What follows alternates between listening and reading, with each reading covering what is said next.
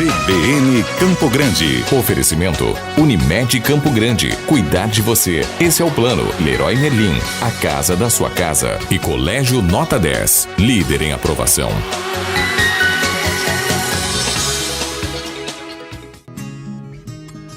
CBN Agro Entrevista. 8h51, é hora da gente abrir espaço para o setor produtivo, abrir espaço para o CBN Agro. Éder Campos, que chega com o seu convidado hoje. Éder, bom dia. Muito bem. Olá, bom dia. Bom, enquanto a gente ajusta tecnicamente aqui a locução, o áudio do Éder Campos, a gente já adianta aqui que hoje vai estar com o Éder batendo um papo aqui, o advogado e professor Pedro Puccini Mendes. O professor já está aqui no estúdio. Agora sim, bom dia, Éder. Olá, Otávio, bom dia, tudo bem? Tudo bem, Éder. Perdi hoje, a voz aqui uns minutinhos. Pois aqui. Solucionado já. Tudo bem, tudo tranquilo, quinta-feira, né? Hoje é o dia. Amanhã tem mudanças no país, né? Amanhã muda, os deputados novos assumem, senadores assumem, aqui e lá em Brasília. Vamos aguardar.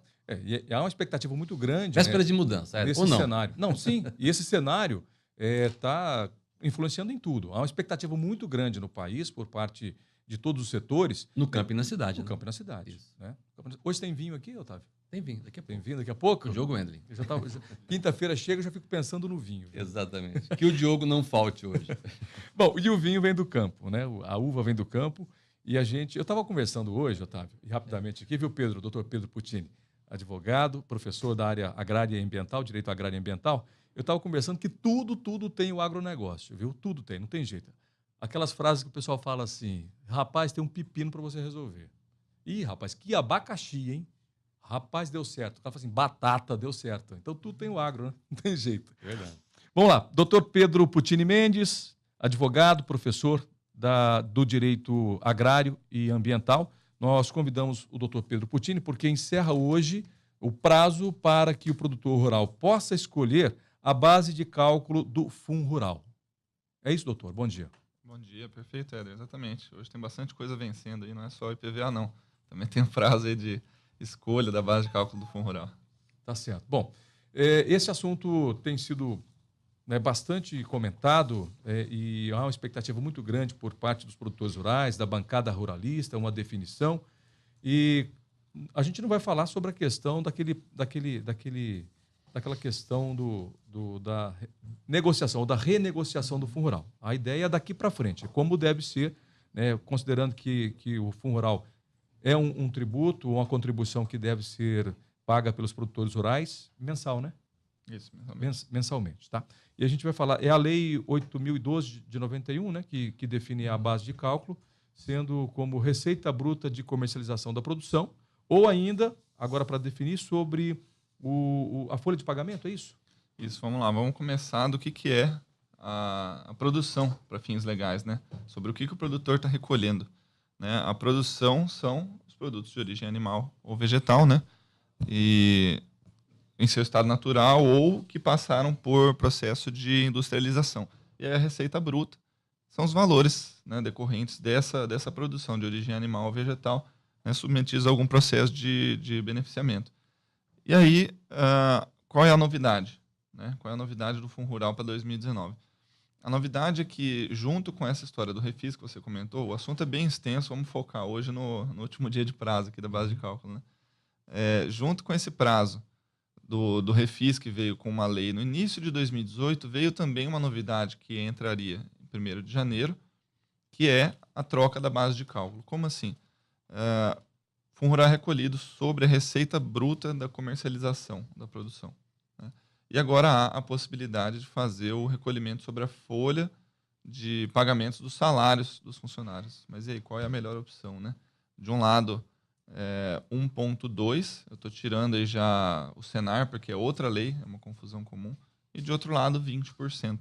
Então, essa é a novidade aí do Fundo Rural. Para 2019, né? Para agora, para essa definição. Agora, o produtor tem até hoje, então, para definir qual base de cálculo. Agora, como ele deve fazer essa opção? Quem ele procura, quem é o profissional que vai ajudá-lo nessa escolha? E como ele faz isso? Nós recomendamos aí que o produtor procure o contador, porque assim, nós temos todas as orientações jurídicas aqui para passar para vocês hoje, mas a instrumentalização disso, né, na prática, o sistema, quem está operando são os contadores, e eles têm encontrado, têm me dado vários feedbacks aqui sobre como que está sendo feito isso. Por exemplo, ontem havia uma discussão sobre uma instrução normativa da Receita que saiu, que era por CPF, não era por propriedade. Então, há várias questões da instrumentalização que é os contadores que vão acabar definindo. E é importante, dessa opção ela é feita e vale pelo ano exercício fiscal inteiro. Então, só ano que vem que vai poder fazer essa opção novamente. Novamente. Então, é ano a ano que o produtor faz a opção. O ano que vem ele pode mudar, então. Esse ano ele escolhe, por exemplo, base de cálculo sobre folha de pagamento. O ano que vem ele pode fazer sobre a receita bruta. Sim, exatamente. Tá. Agora, nós estamos falando, e quando nós falamos em fundo rural, nós pensamos, de modo geral, do produtor pessoa física. E o empregador pessoa jurídica, ele se beneficia da mesma novidade, não? Uma boa pergunta, Éder, porque muito se fala só da pessoa física, né? Mas o Fundo Rural, essa lei 13.606 do ano passado, ela não só alterou a lei mãe do Fundo Rural, que é a 8.212, você falou, mas alterou também uma outra lei que depois trouxe a contribuição do Fundo Rural à pessoa jurídica, que é 1.7. Tá? A alíquota não foi alterada, diferente do pessoa física, permanece 1.7, mas o produtor, pessoa jurídica, vai poder escolher também se ele quer receita bruta ou folha de pagamento. Então, cabe a ele fazer esse cálculo aí. Tá. A diferença de base de cálculo da pessoa física da pessoa jurídica é o percentual. Pessoa física, 1,2%. E pessoa jurídica, 1,7%. Isso. É isso? Esse 1,2 eu já estou tirando do cenário, porque está dando uma bela discussão agora também, né? Porque são leis diferentes que estão colocando num pacote só para tentar fazer o recolhimento, a guia, etc. Então, por isso que nós vamos tratar de maneira separada, né? Essa questão do cenário é porque o ano passado... o 0,3 sobre o 1,2, né? Daí dá 1,5 total, né? 1,5 total. Ah, tá. Aí aumenta, então. Esse é 1,5. Então, é 1,2 sem o Senar. Com o Senar dá 1,5, 1,5. Exatamente. É isso? Isso está sendo discutido ainda? Está sendo Não discutido foi definido? Porque depois que veio agora uma instrução normativa da Receita e colocando tudo num pacote só, e essa opção por folha ou por receita, ela não abrange o Senar. A lei alterou só o Fundo Rural. Então, você não pode escolher se o Senar vai na folha ou vai na receita. Porque a contribuição sindical, ela caiu, né? As contribuições sindicais no país, acho que foi ano passado, 2018 ou 2017, mas não se mistura deixou de ser obrigatório, contribuição sindical. Isso, mas para fazer permanece. Para fazer uma compensação dessa não contribuição sindical, o governo talvez tenha colocado... Mesmo quando nós tínhamos a contribuição sindical, havia esse percentual para o Senar? Sim. Então sempre existiu? Sempre existiu, não é algo novo, desde de uma lei aí que...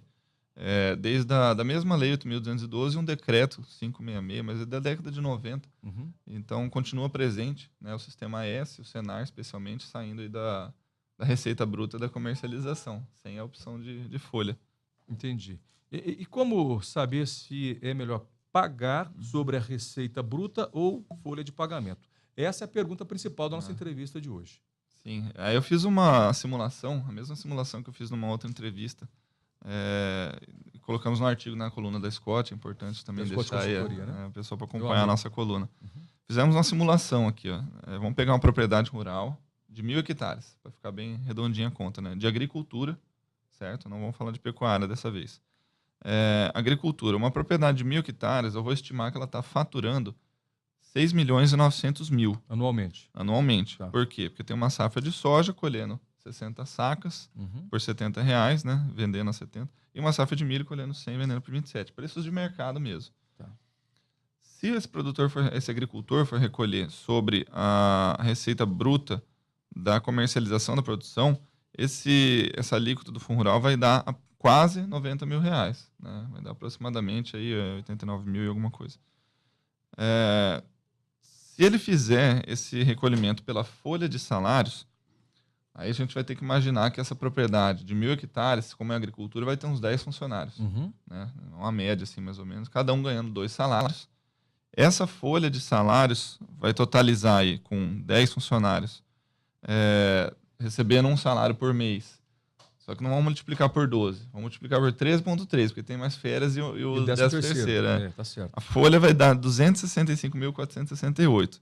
Aí você coloca os 20% dessa opção, vai dar uma economia de quase 40%, de um pouquinho mais de 40%. Neste caso, tá vendo? Vai dar 53 mil, enquanto se fosse pela receita bruta, 89.700.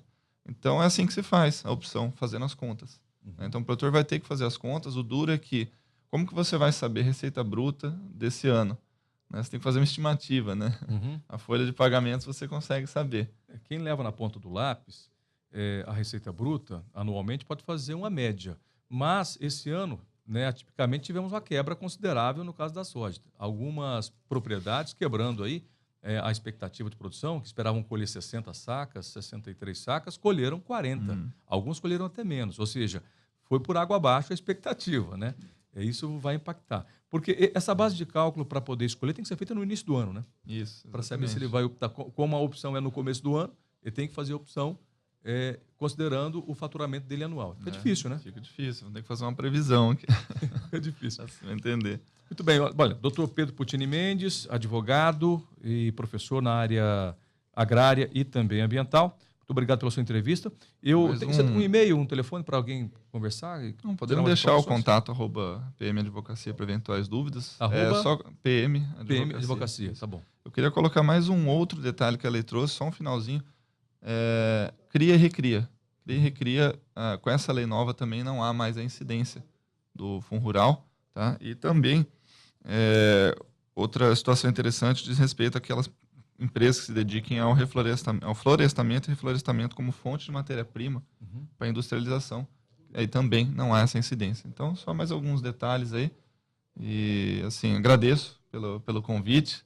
Até digo, mas já que você começou a conversa assim, é o próximo convite para o Diogo com vinho que eu também aceito, né? Bom, tá combinado. Todo mundo aceita, todo mundo quer essa conversa com o Diogo. Bom, eu acho que é importante, esse é um assunto importante, eu não estou aqui fazendo propaganda para o doutor Pedro Puccini, mas que é um assunto muito importante, né, abordar, trazer esse tema. Procure o seu contador ou o seu advogado para mais informações. Só para a gente finalizar, @PM Advocacia. PM Advocacia. Obrigado, viu? CBN Campo Grande. Oferecimento Unimed Campo Grande. Cuidar de você. Esse é o plano. Leroy Merlin. A casa da sua casa. E Colégio Nota 10. Líder em aprovação.